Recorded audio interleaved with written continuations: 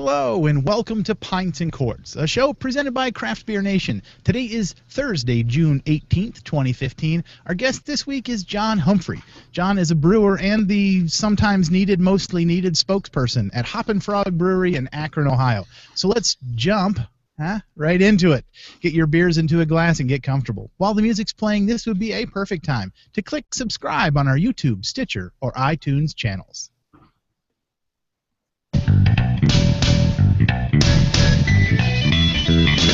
Time now for a look back at the last week in the craft beer industry. Pour a cold one and sit back for an all-new episode of Pints and Quarts, presented by Craft Beer Nation.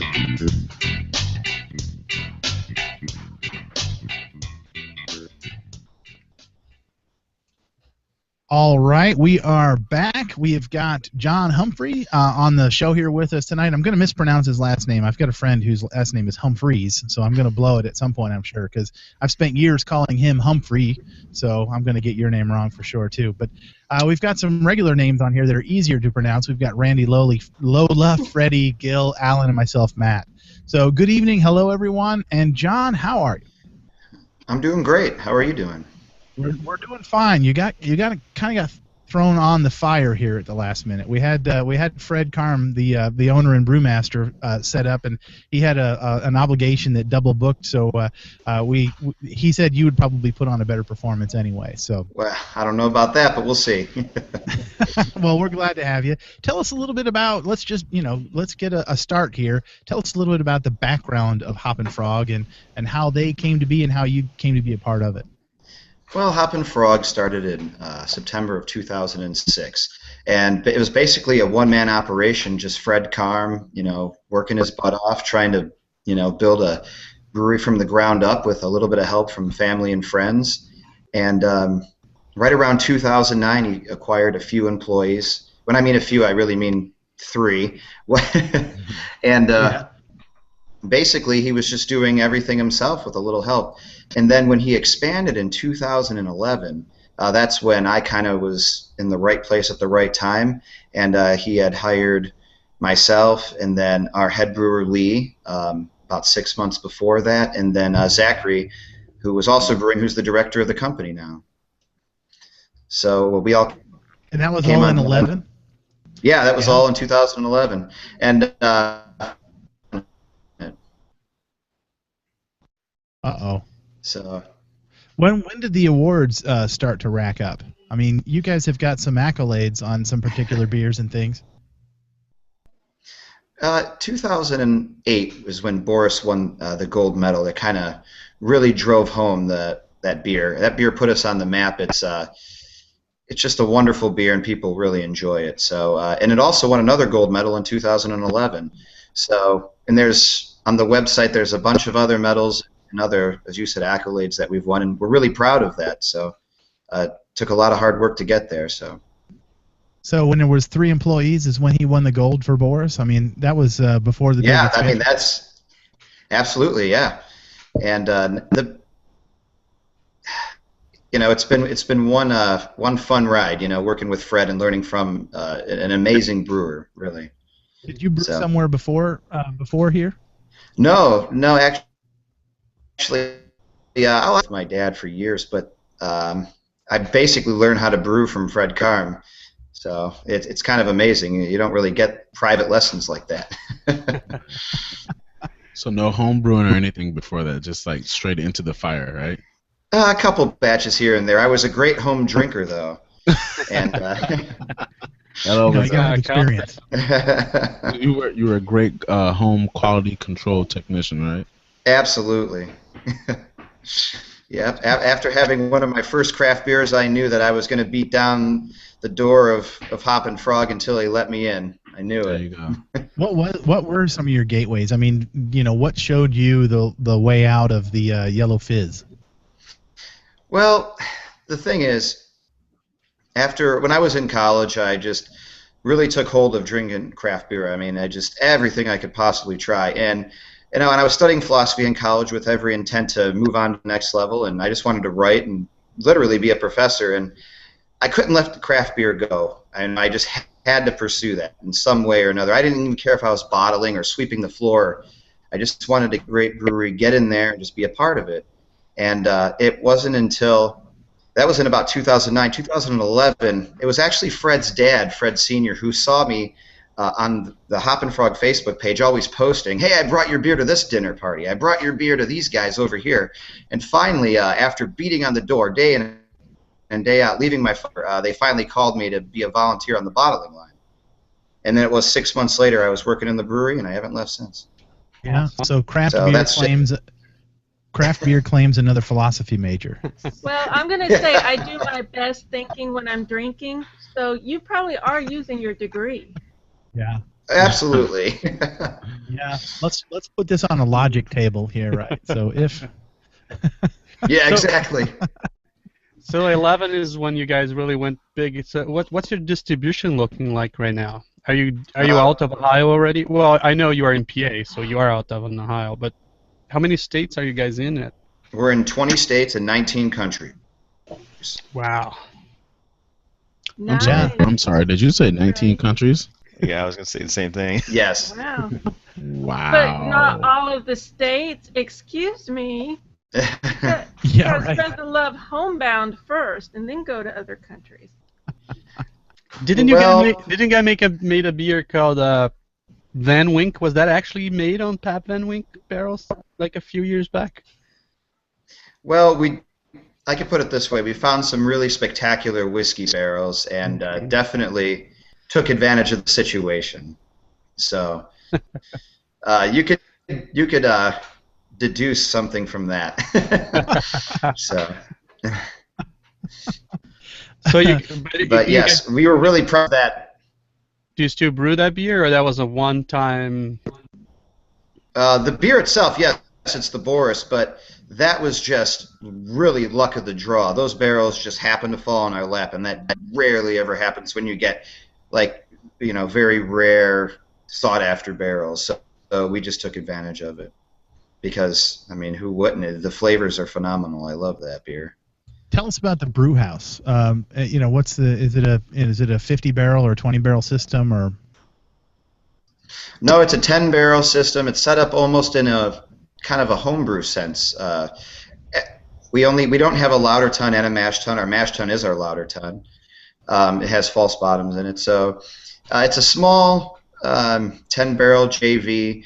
But the beauty of it is we have it set up exactly the way we want it, and everything is still like hands-on. There's no part of the beer where I can't be a part of the process. It's not, I'm pushing a button and things happen. We're a part of every single step. So we did just expand our fermentation capacity by 50%. But as far as the brew house itself goes, we're still working with 10 barrel JV, which works wonderful for us. It's not, mistreating us in any way. So. Yeah, that must really, not having a lauter ton must really limit your mash size on those big stouts. Well, it is. The mash tun is oversized for the system. Oh, right. So well, that's good. I mean, we are able to brew a beer like Boris with one mash in. So. All right. And then, so from that 10 barrel system, how many barrels did you guys produce and ship last year? And in 14, what was your magic number? Around 1,500. 1,500 barrels is all you produced? Yeah, it's a small number, but how did you get so popular? Yeah, how can you serve 19 countries and 20 states with 1,500 barrels? That's awesome. Yeah, we're able to spread it, where people want it, and it works for us. The bomber helps a lot too. Mm-hmm. That does, and it just seems like everywhere I go, I see your beer, and that's what was the making fact me that we do. Oh, I'm sorry, I didn't hear the last thing there. Oh, I think it might just be your connection's a little flaky. Yeah, it's just what we are all commented like everywhere we go, we see your beer, so it seems that you guys are having a huge production. Oh, yeah, it does. It does seem that way, and like I said, the bomber helps us get spread the beer out a little more, but we still largely just distribute a ton in Ohio. Keep people at home happy as well. So what would you say is your I know you make some pretty big, bold beers.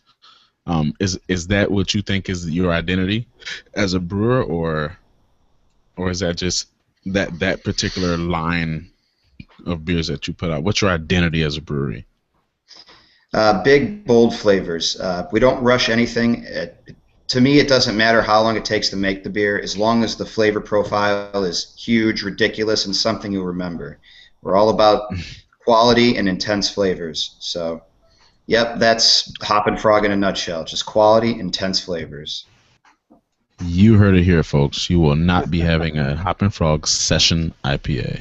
Well, they had an Oktoberfest now, right? You guys made an Oktoberfest. Do you do that every year? Yes. We make one batch every year, and that's actually the only beer we filter because the style kind of demands that extra clarity. But all of our other beers are unfiltered.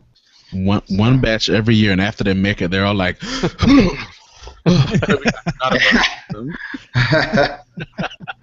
Gotta wash that off, huh? Playing off Randy's question with the big and bold beers, I want to ask a question on the ABV cap in Ohio. Correct me if I'm wrong. Is it 12%? 12%. So have you guys has that brought any challenges as far as distribution of brewing is concerned to the brewery?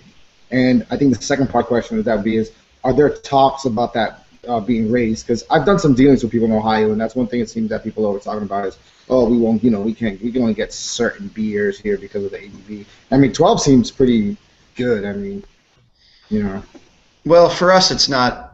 It doesn't present any challenges because 12% is. I mean, like you said, that's a great ABV. You can create great flavors. It's not like we need 15 or 18. Now, if 15 or 18 comes around, you better believe we're gonna move up. You know what I mean? We're gonna try something crazy and put it out there for you guys. Absolutely. But yeah, as far as we're concerned, the 12% is fine. There's always rumors about people trying to start petitions and trying to get it through the state Senate and the House to raise the ABV, but something always falls through. That's really tough to do. So as far as we're concerned, if it happens, hey, great for us. We're going to make some cool beers. If not, well, we're going to continue with what we're doing. Yeah, I'm drinking Doris. I think this is a 10. Yeah, great. I think it's 10.5, and this is money, man. This is good. Oh, thanks. It seems like that 12% number seems like a high number because last week we interviewed a brewery from Tennessee, and they're dealing with a 6.25% limit. Yeah, so 6.25. So exactly. So yeah, 12 for us is lots of room. Not bad at all. Oh yeah, absolutely. Yeah. So what's on the docket? There's Boris, there's Doris, there's a zillion variations of Boris out there, right? I mean, that's like your core. What can we do wild to this beer now? But what's next? What can we look for? Well, basically, we're doing a teeny tiny test batch series, which gives Lee and I, he's the head brewer, a little room to play around with some IPAs. So we're doing a whole series. We make a 10-gallon batch with new hops that we're getting from Washington that we're going out and selecting. And then what we're doing is, making a 10-gallon home barrel batch, putting it on tap in our tasting room. And if the customers love it, and if we love it, we upscale it and make 20 barrels of it, bottle it and sell it, and then move on to the next one. So that's going to be a great, interesting series. And all those IPAs are around 7%, 55 IBUs. So that's about as sessionable as we're ever going to get. And we're also doing a lot with barrels. As many barrels that we deem worthy, we pull them in and really try to create new flavors. So we have a whole list of barrel-aged beers coming out. The downfall is they're slightly more exclusive than our normal portfolio, so it would be hard to get them. So grab them while you can, and probably great for trading as well. So any barrel-aged IPA in the future? We've thought about it before. Or drinking, however you want to do it. Actually, what was did you guys make an Imperial Goza? We did. King Goza Home. King Goza Home. So how is that imperialized? Because to me, Goza was always light and acidic and tart. Well, I guess the acidity, but tart. How did you imperialize that recipe? It's 6%, so it's a little higher than some, and the amount of grain, and there's nice bold flavors in the beer, even though it is still refreshing. So. Yeah. How did you achieve acidity there? Did you pitch lacto, or did you how did you? I haven't had it. Is it on the tart side? Yeah, it's more tart than sour, so it's quite refreshing with hints of coriander and sea salt. But we didn't go with the lacto or the Brett because it's kind of you I didn't didn't want to want all the infect your funk brewery? really. Well, that too, but I really, when we were designing the recipe, we wanted something a little more crisp. We didn't want too much funk in there, so we used a little bit of citric acid and a few other. We kind of created a little proprietary acid blend and then got it right to the exact point we wanted it. So it's a nice, clean tartness rather than a lot of funk going on. Not that I don't like funk, but for this beer, we had a specific idea in mind. So I think that's probably the best way to go when you're talking about a goza is to go that route, right, rather than go funky or use brat on it, right? Gotcha. Yeah, I can see that. Is that still available, or is that come and gone? We'll probably end up making a few more batches, but it's a lower production beer for us, but we still really enjoy it. So we're going to make at least another batch or two at some point. Going back to the question that Freddie asked, I mean, I have to think that there has to be some kind of law change on the horizon for Ohio, because arguably the current law as it exists kind of costs Columbus from getting the Stone Brewery. So, but now we got word a couple weeks ago that who is it? Brewdog is going to be coming to Columbus, and those guys aren't exactly famous for making session beers. No, they're not. The fact that they're coming there, the fact that with the whole Stone conversation, it made people talk about the alcohol limits, as it relates to brewing beer. So I have to think that for the simple fact that Brewdog is going to make that investment and open up essentially a flagship brewery in Columbus. I mean, I don't. Maybe I'm speculating here. Maybe I'm trying to, test my clairvoyancy. But there has to be some law changes on the horizon that we must not know about, I think. Well, I mean, I know for a fact there is, a law change, always in the works. There's, I just always sit back, keep my fingers crossed, and hope for the best. Yeah. I mean, you're right. When people start losing big state revenue, things start to change. So you're absolutely right. That's a good point. And that's the thing. I like to use the term, and everybody on the panel has heard me say it before, beerconomics.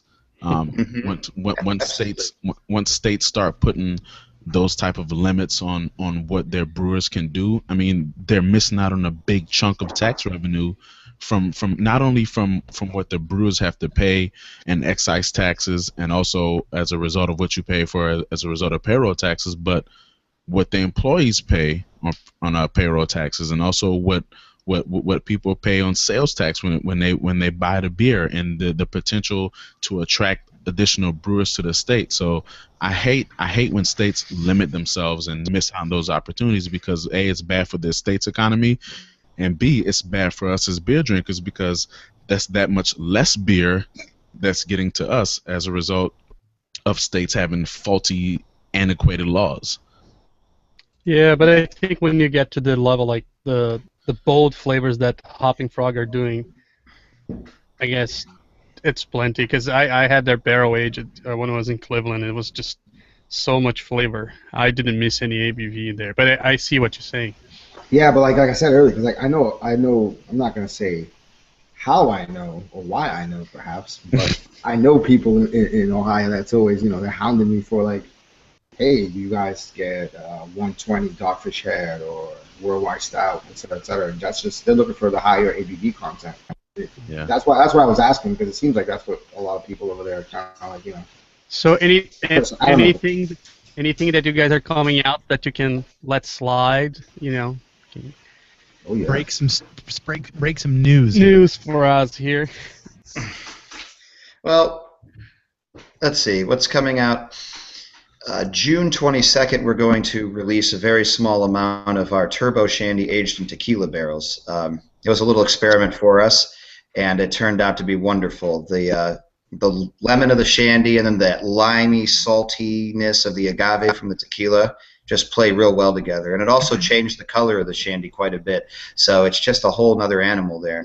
And we stumbled upon some Spanish brandy barrels. And so we're going to design a beer to age in those barrels, and they should be out late August. We're also doing our pumpkin, the Frog's Hollow, in port barrels. And that should be out in September, October. So we're really excited about just working with all these different barrels and trying to just enhance the flavors of the beer. You're going to put a pumpkin beer out in September? I mean, well, September, October. It depends. Like, you're missing that boat. Pumpkin beer's got to come out next month, man. July. No, we intentionally try not to push the seasons ahead. Hey, life already goes fast enough. We don't need to do it fast. Just like Ferris Bueller said.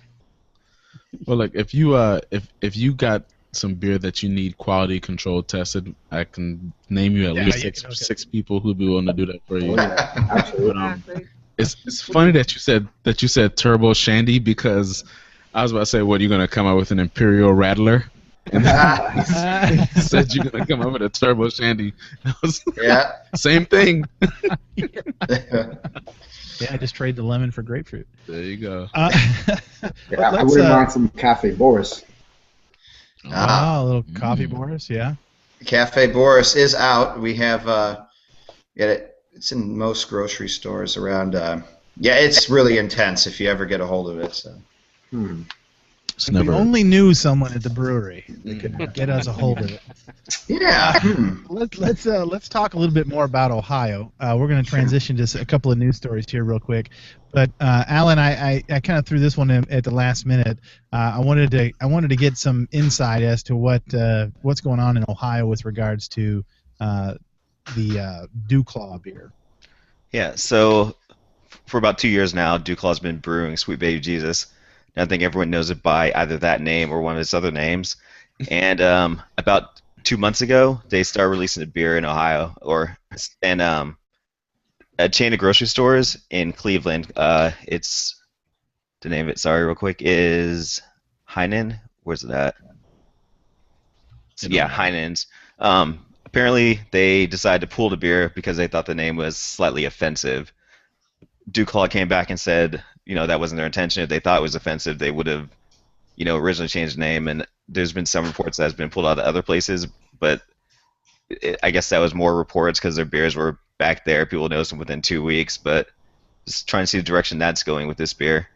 I mean, what surprised me about that, Alan, and why is that beer has been around, right? I mean, it's been around for years, and in large quantities. It's all over the place down here.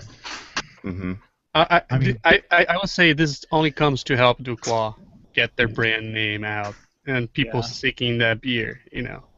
That's the kind of thing that backfires on people who do that kind of stuff. Any PR is good PR, I guess. Yeah. I think some people are hypersensitive, and if you had ever seen Talladega Nights, you'd be totally fine. Well, I think that's true too, because there's that beer is in other stores in Ohio. It's just that one chain decided to pull it, so it's like they're cutting on their sales for people that really want it. Yeah, and I guess I guess they're making their decision, and that's cool. I guess they can live with the ramifications. I think there are probably worse things out there that you could take a stand on than that. But every decision, the business owners have the right to make the decision they want. I guess. This is just called Sweet Baby Jesus. Sweet Baby. Yeah. I think that's actually the intention. Better watch it, Randy. Watch it. Yeah, right. Oh, Jesus, he's so cute. Lola, let's transition into your story about Keurig. All right, so someone is making a device. It's kind of the idea of a Keurig in that it's a single-serving craft beer dispenser.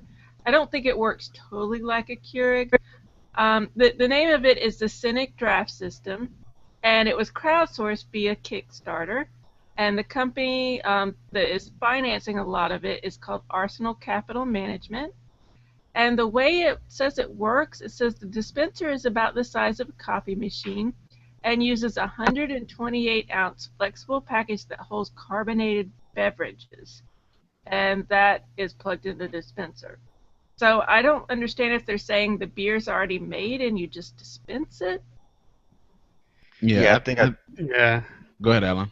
Yeah, I was gonna say I think I saw that actually while it was going through Kickstarter, and that's one of the things people were wondering about. Like, so what companies have decided they were doing this, and also how could they assure the freshness of their beer in that package if they're having to transport it or whatever.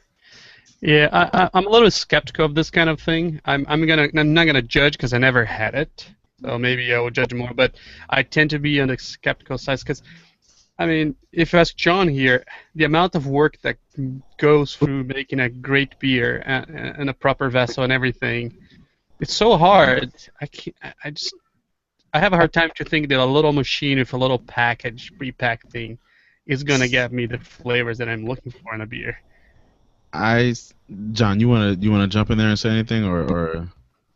Well, I don't understand. I haven't read about the whole device and exactly what it does. But as a brewer, it's always my preference that when you have a bottle of beer, it's put in the bottle perfectly, exactly when you open it, it's going to taste how I want you to taste it. When you get a keg, if the keg's hooked up properly, and finer bars go through the system, setting everything up properly so that you get the perfect pour.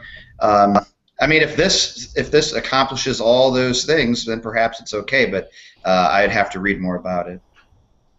Yeah, perhaps I need to read the article again. But I thought it was just like essentially a gallon growler of beer that you have on tap on your countertop, as opposed to. No, that's a different product. That's a product. I even put a link to our conversation today.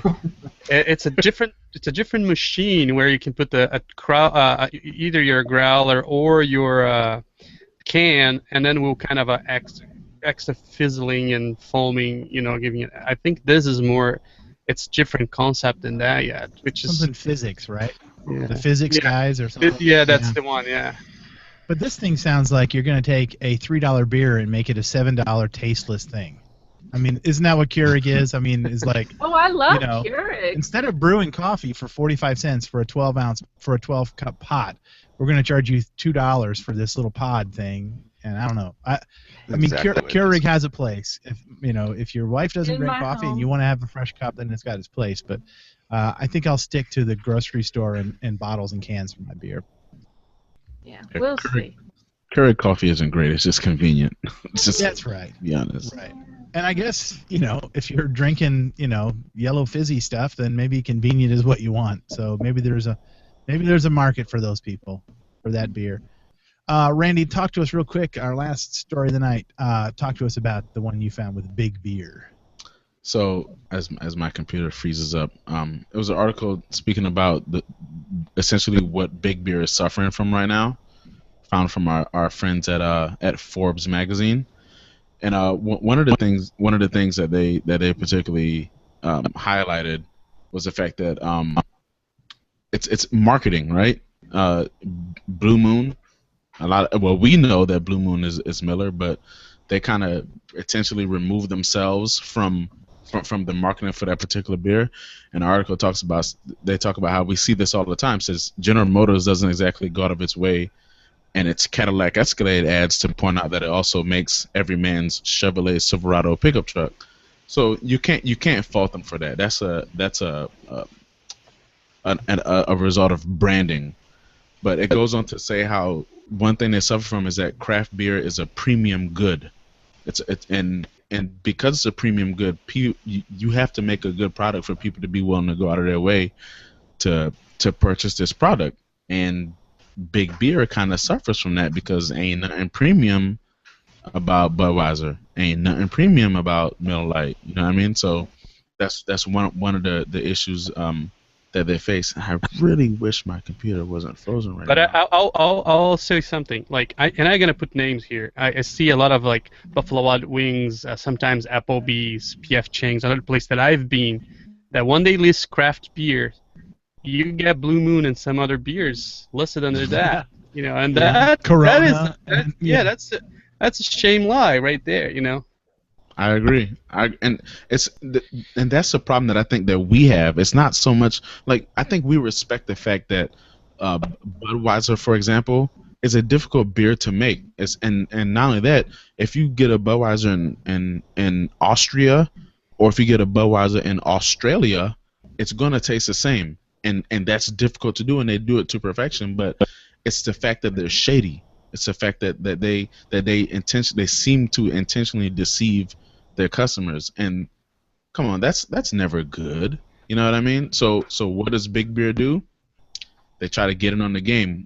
What the article talks about, this one strategy where instead of trying to compete directly with craft beer, what they're going to try to do now is try to market themselves, for example, toward the Sam Adams crowd, right?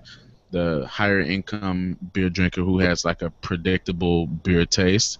So they're going to try to attack that crowd, and eventually I'm assuming they're going to try to weasel their way into our refrigerators. But it was a very interesting article talking about the issues that craft beer face and how essentially they're the issues that big beer face and how they're essentially going to try to turn themselves into being crafty to compete with craft beer. They called a lot of craft beer drinkers hipsters in that article. It seemed like that was like the reoccurring word for us.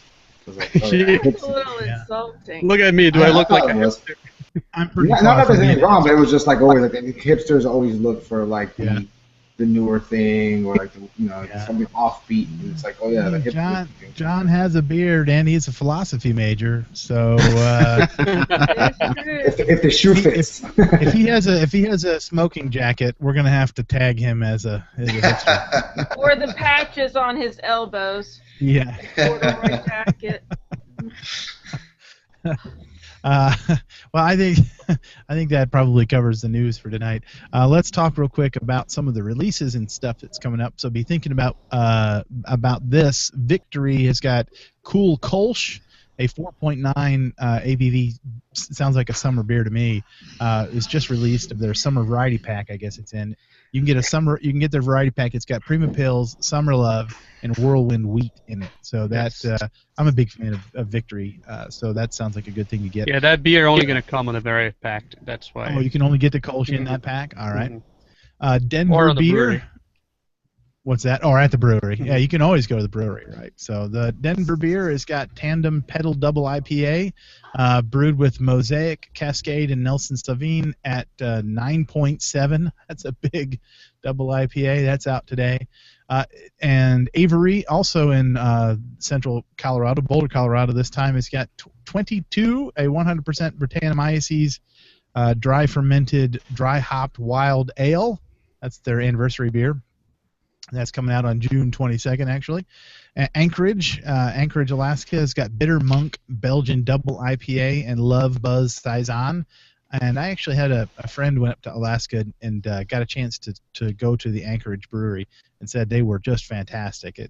So we know of two great breweries in Alaska. Yeah, they're distributing in PA now as well. Anchorage is as well? Mm-hmm. Yeah. Wow, I'm going to need to get some friend. He was really crazy about their stuff. Almanac. Have you had any of that, Gil? Have you had? I have actually one of their Love Buzz somewhere back here. Oh. Yeah. All right. Almanac in San Francisco has got Emperor Norton from their Fresh Beer Series. That's a Belgian triple. It came out last week. Boulevard has got Imperial Stout X 10 Aztec Chocolate.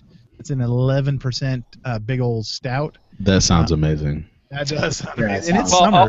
All their Stout Axe series, every time they do something different, and they're all. It's like 99 degrees in my basement tonight, and I'm thinking, oh, big 11% stout. Sounds good. So, well, that's when you sit next to the fan. That's right. I got one going on me here, too. Odell, another Colorado brewery. It's got Brombeer Blackberry Goza. That's a 4.8% Goza with blackberries in it. Comes out tomorrow. Schmaltz Brewing in Clifton Park, New York, has got the statewide pale ale. Came out last week. I try and find that. I love that brewery. And do we drink that one at Savor? Did they have that at Savor, guys? I don't think so. They had Lenny's Ripper, the rye IPA. And the Barrel Aged Jubilation. Yeah, they had that. Jubilation. Yeah, all right. No, Funky Jubilation. Funky Jubilation. Yeah. Just an addendum there, like the Denver beer, the Tendon Pedal, the double IPA, because the Tendon, the name, you buy one and you get the other one free. Oh, really? Nice. That's Or you clever. pay for 2 for the price of Yeah. 1. That's Yeah. awesome. No, I think it's like Yeah. $8.99 or $9 only. Yeah. Yeah. How's New Belgium think about a Denver brewery talking about bicycles? I mean, fat That's a tire, Belgian thing. bicycle. All right. And what's your next beer to hit the release that might get distributed, John? Next beer coming out would be the next teeny tiny test batch volume, so that should be distributed hopefully in Ohio. But I would definitely look for our barrel aged beers this year. B.A. Boris is always distributed. B.A. Doris, so those are 2 that you can't go wrong with. Fantastic. Bring it to Boston. Bring it to Boston. I still can't get over the fact that it was 1,500 barrels because I see your stuff everywhere. Everywhere. You Absolutely. guys are doing a great Down job. here. That's amazing Nothing that here. you guys can Yeah. do that. That's incredible. That's Yeah. because they stop time. They stop time. They do. Yeah. And they produce a ton and then release it. Yeah, You they must got send 2 bottles to all your locations, and I get there the same day that those 2 bottles get there. So is that right? Is your tap room anniversary this month or something? Yeah, it's all this week. Okay. Yeah, I was looking at that. Yep. We're celebrating our 2nd year anniversary there, and we're having a whole bunch of specials, and yeah, it's a great time. So That's why Fred couldn't make it tonight. He's the DJ of the party, so he's out there spinning vinyl. Wiki. Oh, he's in the So- 1 and 2s, the Wizard Steel. Yes. Yeah. So we need to get pictures of that. He's probably wearing like a 60s wig or a 70s wig. Yeah. Festival-wise, Knoxville's got a craft beer week coming up the 13th through the 20th, so I guess it's actually coming to an end. Foothills, their big old 10th anniversary party is this weekend. 9-year vertical of their sexual chocolate stout. That's in Winston-Salem. Private party Friday night, big old party, first come, first serve on Saturday. Des Moines got a beer week. That is greater Chicago suburb. You can. That is the 14th through 20th, also coming to an end. San Diego's International Beer Man. Festival is. You just offended everybody in Des Moines, Iowa. I was thinking. Oh, I didn't said say Iowa. anything. You know what? I was talking to someone in Des Plaines, Chicago today, Because you pronounced, and I got Des You said Des Moines. pronounced the S at the end of Des Moines. Yeah. I've never been Okay. up there. I was like, Well, they're all out working the cornfields this week, so I probably. Yeah, I might as well kick them while they're down. There you go. Dig the hole deeper. Sorry, Des Moines. Sorry, I've had Sorry, too much Des beer Plaines, apparently, too. and Des Plaines, Des Moines, it's all pretty close. Thanks, Randy, for offering that opportunity to correct No myself. problem. San Diego's got their beer week, beer festival, International Beer Festival, winding up this weekend. Washington's Brewers Festival in Redmond, Washington, is wrapping up on the 20th. The Northern Virginia Brew Fest is in Centerville, Virginia, this weekend, Saturday and Sunday. I don't know where Centerville is, Randy. Why don't I know where Centerville is? It's like at the end of the orange line, kind of, sort of. Oh, is it? Oh, it's like out It's a near suburb of Fairfax Oh, the orange line. on the It's- metro. It's going to be 7,033 degrees outside, so don't worry if you're missing it. Roughly 7,300 degrees. Yeah. Your beer's going to start on fire. It's going to combust as it comes out of the tap. Northern Carolina Brewer Celebrations, Charlotte, North Carolina, on the 27th. That's next weekend. You got time. And Alan, where are you going this weekend? Well, going to Diamond View Park in Durham, North Carolina for Tour de Fat. Yes, on Saturday. So you can show up and stalk Alan. He'll be there, probably wearing a cape of some kind, because that's how he rolls. That's how you or get just down. steal his beer. Tights Yeah, and that's not tights and a cape. No, yeah, he can knock you down. He's in the That's army, right. so- You have training. Yeah, the I'll let guy you can keep only it. take so much. That's true. So that is our show for this week. Thank you, John, for coming in and talking to us about your awesome brewery. I'm going to just have to buy it all up because, like Randy said, I must be just getting there the days that it's hitting the shelves, and try their stuff. Get the Boris variants. Yeah, he said there's a couple of cool Boris variants and Doris variants coming out, and watch for the Imperial Goza because it's going to get bottled again. He just told us. He promised us. That sounds like a summer beer too. We need to get that going. So, thanks for your time this week. We really appreciate it. Keep making the good thanks for stuff. We'll having keep me. drinking it. Until next week, everybody, find some good friends, find some great beer, and mind those P's and Q's. This has been Pints and Quarts, brought to you by Craft Beer Nation. You can show your support for our podcast by subscribing to our content on YouTube, Stitcher, iTunes, or our website, craftbeernation.org. Thanks for listening.